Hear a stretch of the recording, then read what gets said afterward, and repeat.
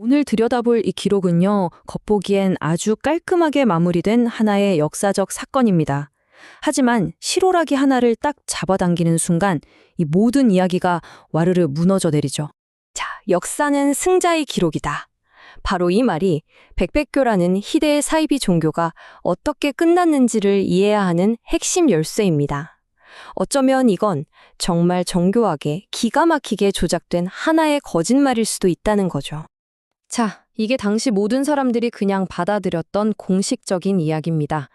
괴물 같던 교주가 도망치다 결국 시신으로 발견됐다. 일제경찰은 사건 종결을 선언했고요. 이걸로 끔찍했던 역사의 한 페이지가 넘어가는 듯 했습니다. 그런데 정말 그랬을까요? 바로 여기서부터 뭔가 이상한 냄새가 나기 시작하는 거죠. 자, 저와 함께 한번 파고 들어가 보시죠. 그 흉악한 대량 학살범의 가족들이 어떻게 하루아침에 정말 흔적도 없이 사라질 수가 있었을까요? 당시 기록을 샅샅이 뒤져보면요, 이게 명확해져요. 엄청난 비밀 자금이 없었다면 그들이 살아남는 건 불가능했거든요. 이게 뭘 의미하냐면 훨씬 더 소름 끼치는 결론에 이르게 됩니다. 바로 그들이 일제당국과 거래를 했을 가능성이 아주 높다는 겁니다. 예를 들면 교단의 비밀 정보를 넘겨주는 대가로 자유를 얻어내는 식으로요. 자, 그럼 이제 발견됐다는 그 시신 자체로 한번 들어가 보죠. 이게 진짜 재밌습니다. 공식 보고서에 적힌 딱 한 줄이 이 수사 전체를 어떻게 뒤흔드는지 한번 보세요. 경찰의 공식 발표는 이거였어요. 굶주린 짐승들이 얼굴을 심하게 훼손했다. 근데 아시잖아요. 동물 전문가들 말 들어보면 포식동물은 그렇게 행동 안 한대요. 보통은 장기가 있는 몸통부터 공격하거든요. 이건 뭘 뜻할까요? 예, 그 훼손, 짐승이 한 게 아니라는 거죠. 누군가 이 시체의 신원을 일부러 숨기려고 했다는 강력한 증거가 될 수 있다는 겁니다. 그러니까 핵심은 이거죠. 이건 자연적인 현상이 아니에요. 이건 인위적인 훼손, 다시 말해서 명백한 증거인멸 시도일 가능성이 크다는 겁니다. 자, 그럼 여기서 가장 중요한 질문이 나오죠. 얼굴도 다 뭉개지고 부패도 심해서 신원 확인이 거의 불가능했을 텐데 도대체 뭘 근거로 교주 전용해가 맞다 하고 사건을 끝내버렸을까요? 기가 막히게도요, 이 거대한 사건의 마침표를 찍은 건 딱 한 사람의 증언이었습니다. 바로 교주 전용해의 아들이었죠. 그 아들이 그 끔찍한 상태의 시신을 딱 보더니 맘서림도 없이 우리 아버지 맞습니다 라고 했다는 거예요. 이게 상식적으로 말이 안 되잖아요. 심리학적으로 봐도 그렇고 과학수사 측면에서 봐도 거의 불가능한 일이거든요. 이건 오히려 그 아들이 그 시신을 아버지라고 말해야만 했던 어떤 압박을 받고 있었다는 걸 보여주는 거죠. 아마 자신과 남은 가족들의 목숨을 위한 그런 거래의 일부가 아니었을까요? 네, 사라진 가족, 이상한 시신, 그리고 아들의 미심쩍은 증언. 이 의혹들 전부 중요합니다. 그런데요, 이 모든 퍼즐 조각들이 가리키는 단 하나의 정말 결정적인 정보가 기록에 남아 있습니다. 자, 이 부분을 잘 들어보세요. 정말 충격적입니다. 기록에 따르면 전용에는 그 누구에게도 자기 얼굴을 보여준 적이 없대요. 심지어 최측근들 앞에서도 항상 하얀 가면을 쓰고 다녔다는 거죠.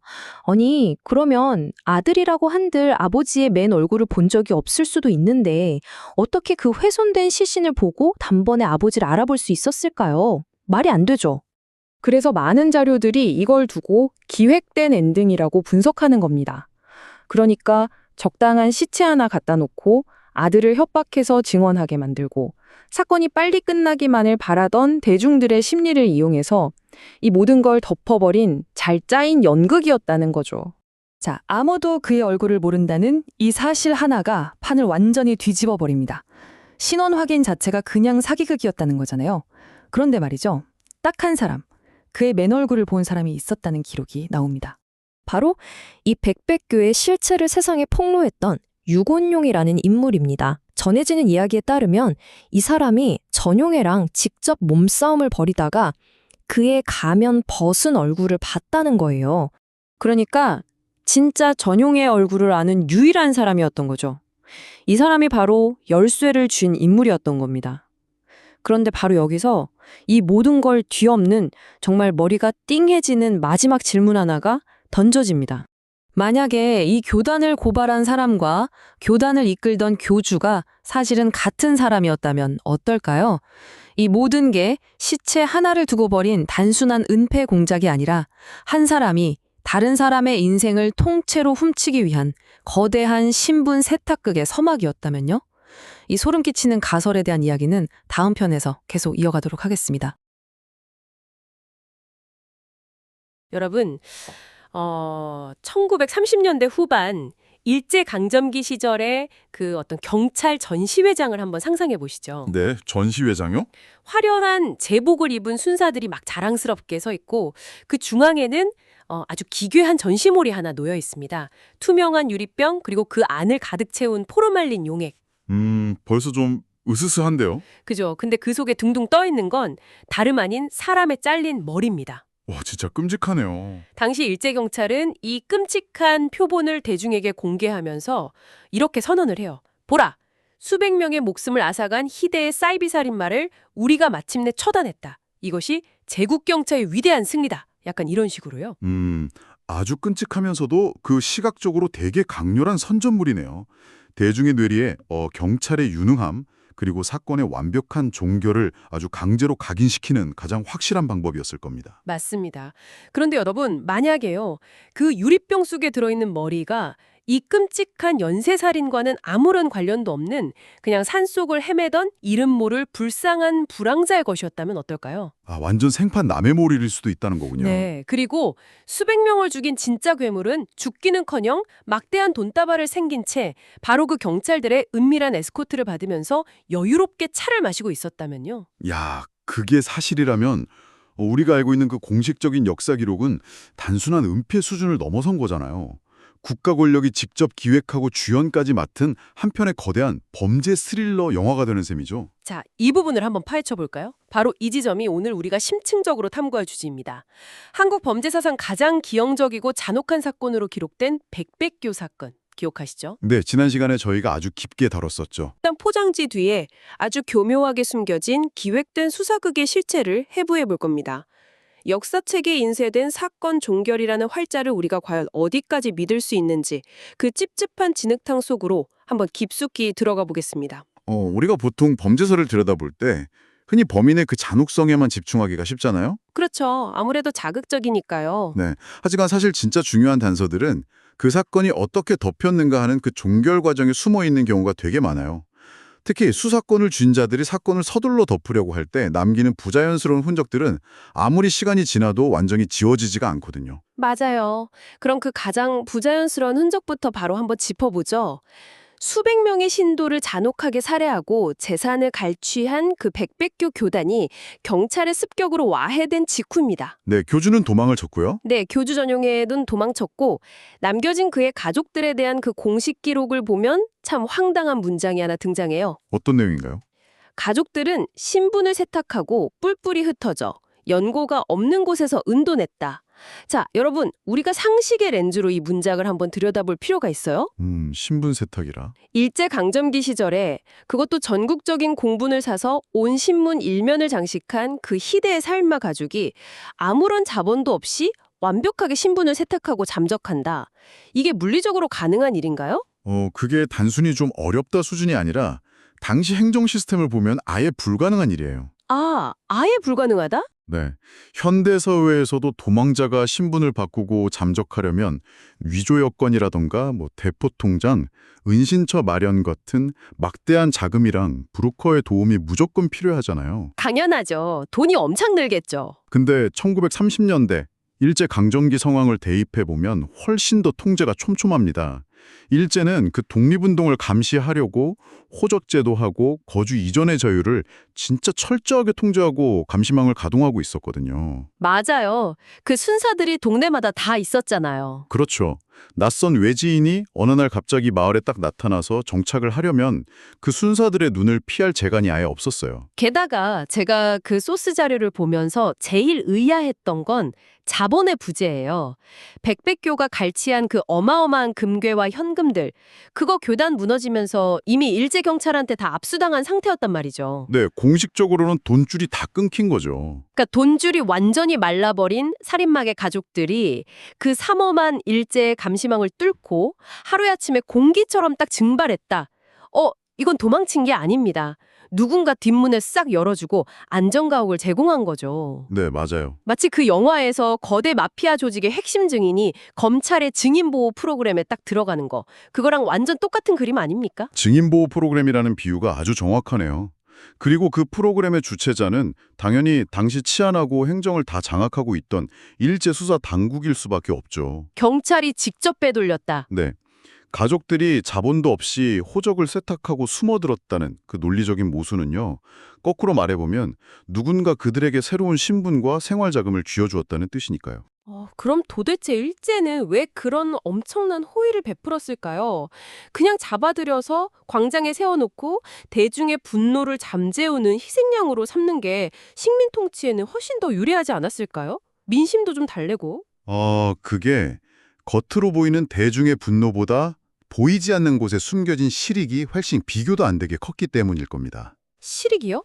어떤 실익이죠? 전용해의 가족들은 단순한 범죄자의 가족, 핏줄이 아니에요. 거대한 그 사이비 제국의 심장부에서 모든 자금 흐름과 내부 비밀을 가장 가까이서 지켜본 핵심 정보원들이었죠.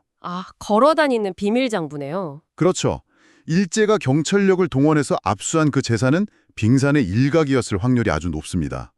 아직 발각되지 않은 지하의 은닉자금이라든가 권력층한테 흘러간 뇌물장부, 어쩌면 일제가 가장 혈안이 돼서 찾고 있던 그 항일 조직과의 연결고리 등등. 캘 게 엄청 많았겠네요. 네, 그러니까 경찰 입장에서는 이들을 당장 죽여서 얻는 일회성 환호성보다 은밀히 살려두고 짜낼 수 있는 금전적, 정보적 가치가 압도적으로 컸던 거죠. 이제야 퍼즐이 좀 맞네요. 완벽한 거래가 성립된 거군요. 그 백백교의 남은 숨겨진 재산은 일제의 비자금 금고로 싹 흘러들어가고 그 길을 안내한 가족들은 그 대가로 안전한 새 삶을 딱 보장받았다. 맞습니다. 일제로서는 자신들의 손에 피를 묻히지 않고 그 막대한 전리품을 챙길 수 있는 가장 실용적이고 조용한 거래였을 거예요. 야, 소름 돋네요. 자, 근데 가족들이 수사당국과 그런 은밀한 뒷거래를 통해서 싹 사라졌다면 우리의 시선은 자연스럽게 이 끔찍한 제국의 설계자, 바로 교주 전용해 본인에게로 옮겨갈 수밖에 없습니다. 그렇죠. 주인공이니까요. 네, 공식 기록에 따르면요. 경찰의 포위망을 뚫고 산속으로 도주했던 전용해는 몇 달 뒤에 경기도 용문산의 깊은 숲속에서 변사체로 발견이 됩니다. 네, 죽은 채로 발견됐죠. 근데 이 시신의 상태를 묘사한 대목에서 이 기록의 두 번째 거대한 모순이 확 튀어나와요. 기록에는 이렇게 적혀 있습니다. 시신의 얼굴이 들짐승에게 심하게 훼손되어 있어 도저히 형체를 알아볼 수 없었다. 몸의 다른 부위가 아니라 정확히 얼굴만 심하게 훼손되었다는 점이 매우 이질적이죠. 바로 그겁니다. 전 여기서 생태학적인 관점으로 이 기록의 허구를 완전 찌르고 싶어요. 여러분, 산속을 막 굶주린 채 떠돌던 멧돼지나 들개가 부패해가는 사람 사체를 딱 발견했다고 한번 가정해보죠. 네. 이 야생동물들이 무슨 해부학자도 아니고 굳이 영양가도 없고 뼈와 연골뿐인 인간의 안면부, 그것도 하필 신원을 특정할 수 있는 이목구비만 정교하게 파먹는다. 이게 상식적으로 말이 됩니까? 생물학적으로 전혀 앞뒤가 안 맞죠. 제 말이요. 동물들은 본능적으로 가장 연하고 칼로리가 높은 복부의 내장이나 엉덩이, 허벅지 같은 커다란 근육 조직부터 공략을 하잖아요. 당연하죠. 먹기 편하고 영양가 있는 곳부터 먹죠. 근데 몸통은 고스란히 놔둔 채 얼굴만 집중적으로 파괴되어 있었다. 이건 굶주린 짐수의 식사 흔적이 절대 아닙니다. 이건 신원을 철저하게 감춰야만 했던 누군가가 고의로 아주 악의적으로 면상을 지식여버린 인위적인 훼손이라고 보는 게 훨씬 타당해요. 그 신원을 감추려 했던 누군가의 동기를 우리가 이해하려면요. 우리는 1937년 이 사건의 종결 시점으로 카메라 앵글을 확 넓혀봐야 합니다. 1937년이요. 무슨 일이 있었죠? 1937년은 일제가 그 중일 전쟁을 도발하면서 본격적인 전시체제로 돌입하던 역사적으로 대단히 민감한 시기였어요. 조선이라는 그 식민지 내부의 상황이 평범한 평시가 아니었군요. 전혀 아니었죠. 국가 총동원령의 그림자가 막 들이우고 군수물자나 인력을 착취하기 위해서 조선 민중을 강제로 억눌러야 했던 폭풍전야였습니다. 통제가 엄청 심했겠네요. 네. 이런 상황에서 통치 권력이 가장 두려워하는 게 뭔지 아시나요? 바로 민심의 이반, 즉 통제력의 상실이에요. 수백 명을 도륙한 그 희대의 악마 전용해를 제국 경찰이 잡지 못했다. 그가 여전히 살아서 우리 곁을 떠돌고 있다. 이런 소문은 식민 통치 시스템 전체를 조롱거리로 만들고 대중의 불안감을 엄청나게 증폭시키는 가장 위험한 불씨였죠. 아, 전쟁을 앞두고 경찰의 무능함이 막 만천하에 전시되는 건 그들 입장에서 아주 치명적이었겠네요. 그렇기 때문에 일제 수사당국한테는 진실의 규명, 그거보다 훨씬 더 시급하고 절실한 지상과제가 생겨버린 겁니다. 바로 대중의 눈앞에 보여줄 완벽한 마침표가 필요했던 거죠. 마침표요? 네. 그들이 용문산에서 발견한 시신이 진짜 전용해인지 아니면 우연히 산에서 얼어 죽은 그냥 불쌍한 나무꾼인지는 조금도 중요하지 않았을 겁니다. 수사당국이 간절히 원했던 건 오직 하나, 카메라 앞에 딱 눕혀놓고 이자가 바로 죽은 전용해다 이렇게 선언할 수 있는 고깃덩어리였죠. 와, 그렇다면 시신의 얼굴을 고의로 박살낸 주체, 즉 생태학적 모순을 만들어낸 범인이 다른 누구도 아닌 바로 진실을 밝혀야 할 수사당국 본인들일 확률이 가장 높다는 뜻이군요. 가장 합리적인 의심이죠. 살아있는 전용해를 잡을 능력이 안 되거나 아니면 아까 말했듯이 그를 몰래 빼돌리기로 미략을 맺은 상황이라면요. 가짜 시신을 가져다가 얼굴을 완전히 뭉개버리는 것만큼 빠르고 확실하게 대중의 공포를 잠재우고 자신들의 유능함을 과시할 방법은 없었을 겁니다. 정말 듣다 보니 진짜 소름이 돋네요. 하지만 여기서 의문이 하나 더 꼬리를 무는데요. 얼굴이 형체를 아예 알아볼 수 없게 지식여졌고 산속에서 이미 부패까지 진행된 시신이었습니다. 네, 알아보기 힘들었겠죠. DNA 검사 같은 그런 첨단과학 수사는 상상도 못하던 1930년대잖아요. 근데 당시 경찰은 도대체 어떻게 이 신원불상의 시신을 단번에 전용해라고 쾅쾅쾅 확정을 지었을까요? 그 빈틈을 메워주는 게 바로 전용해의 아들입니다. 아들이요? 네. 공식 기록은 아들이 시신 곁에 놓인 옷가지하고 안경을 보자마자 아이고 내 아버지가 맞다 이러면서 통곡을 했다고 전하고 있어요. 그리고 그 아들의 오열과 증언은 얼굴 없는 시신의 신원을 공식적으로 확정짓는 절대적인 증거로 채택이 돼버리죠. 전 여기서 인간의 가장 기본적인 방어 기제, 그 심리를 묻고 싶습니다. 여러분, 만약에 가족을 잃어버렸는데 산속에서 얼굴이 날아간 시신이 발견됐다고 상상해 보세요. 옆에 가족이 입던 옷과 안경이 떨어져 있습니다. 끔찍한 상황이네요. 그럼 정상적인 인간이라면 가장 먼저 어떤 반응을 보일까요?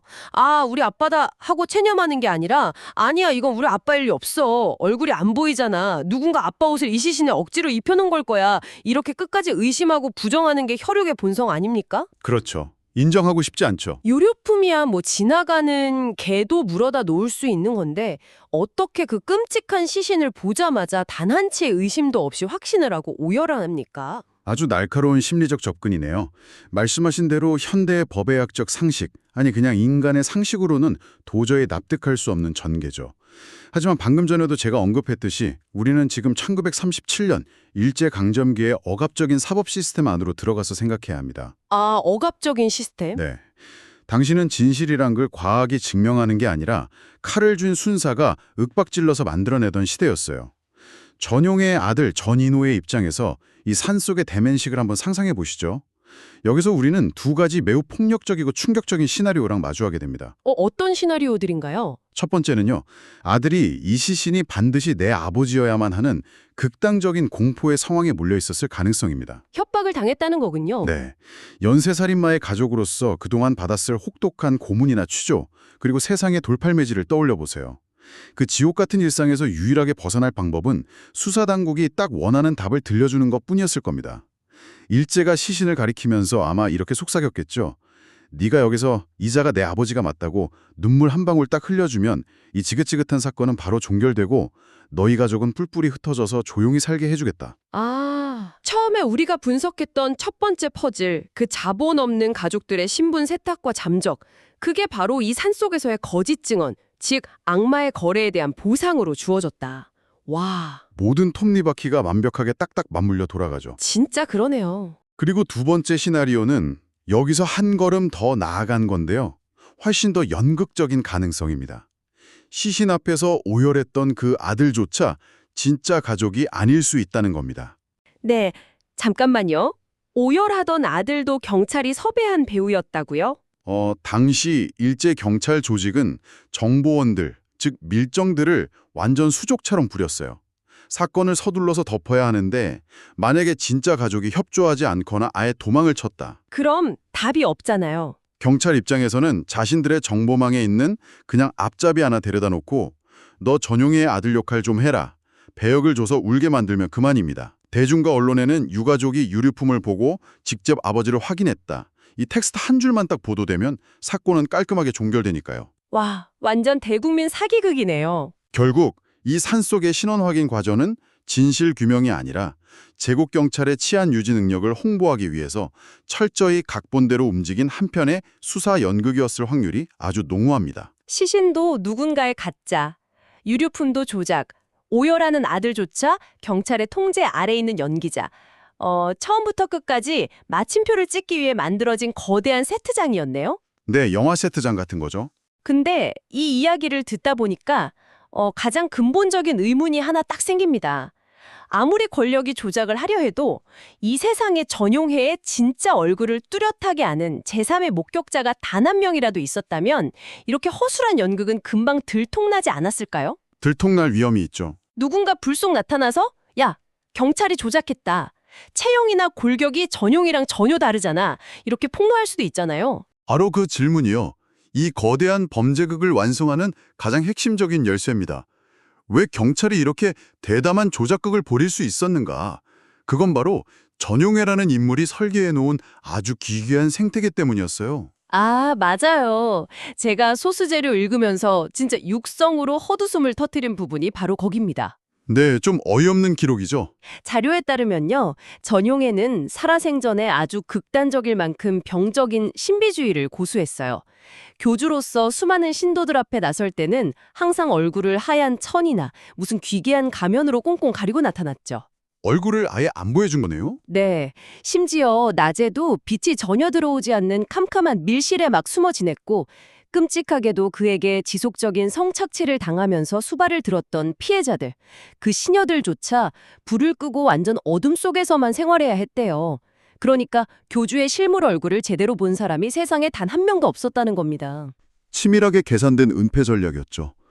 스스로를 신격화하기 위한 장치이기도 했겠지만 결과적으로 보면 언제든 자신의 신분을 버리고 도망칠 수 있는 완벽한 투명 망토가 된 셈이에요. 그러니까 이 세상에 인간 전용의 생얼, 그 진짜 얼굴을 아는 사람이 진짜 아무도 없었다는 거잖아요. 그렇다면 산속에 널브러진 저 얼굴 없는 고깃덩어리를 딱 보고 저건 전용해가 아니다. 이렇게 객관적으로 반박할 수 있는 증인 자체가 이 세상에 존재하지 않았다는 뜻이 되네요. 완벽한 밀실 추리극의 완성이죠. 얼굴을 아는 이가 아무도 없으니 시신의 진위를 입증할 책임과 권한은 오로지 누구한테 떨어지겠습니까? 경찰과 가족이네요. 그렇죠.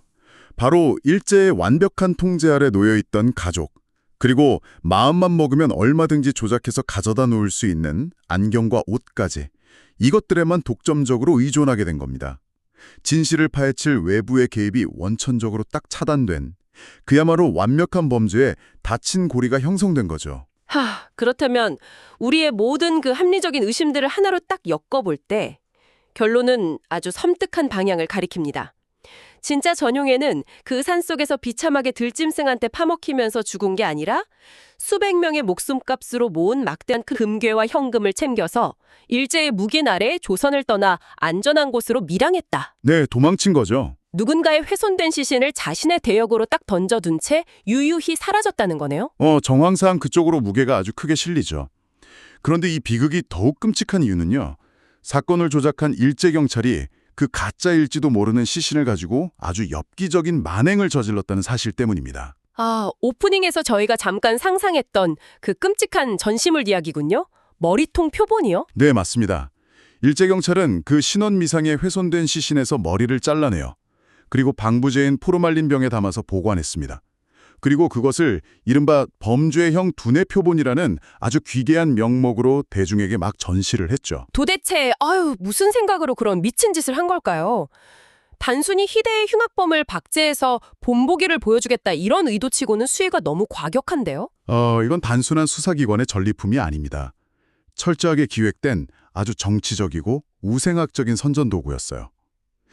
일제는 그 기괴하게 잘린 머리통을 대중의 눈앞에 딱 전시함으로써 시각적인 공포, 그리고 그와 동시에 아주 교활한 메시지를 강제 주입하려고 했던 겁니다. 어떤 메시지죠? 보아라 너희 조선인들은 여전히 이런 어리석은 미신과 주술에 빠져서 자기들끼리 수백 명을 죽이는 미개하고 열등한 민족이다. 그러니 우리 위대한 대일본 제국이 너희를 근대화시키고 문명인으로 다스려야만 한다. 약간 이런 거였죠. 와, 진짜 악랄하네요. 진실이 무엇인지는 그들에게 하나도 중요하지 않았어요. 그 유리병 속의 머리는 철저하게 일제의 식민 통치 정당성을 입증하고 조선인의 민족성을 깎아내리기 위한 완벽한 도구로 이용당했을 뿐입니다.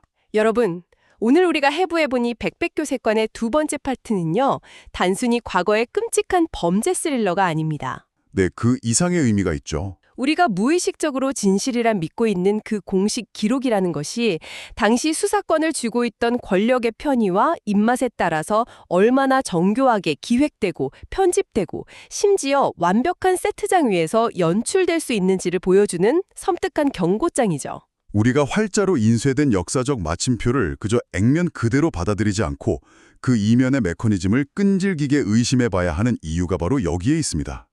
우리가 내린 결론을 딱 요약하자면 이렇습니다.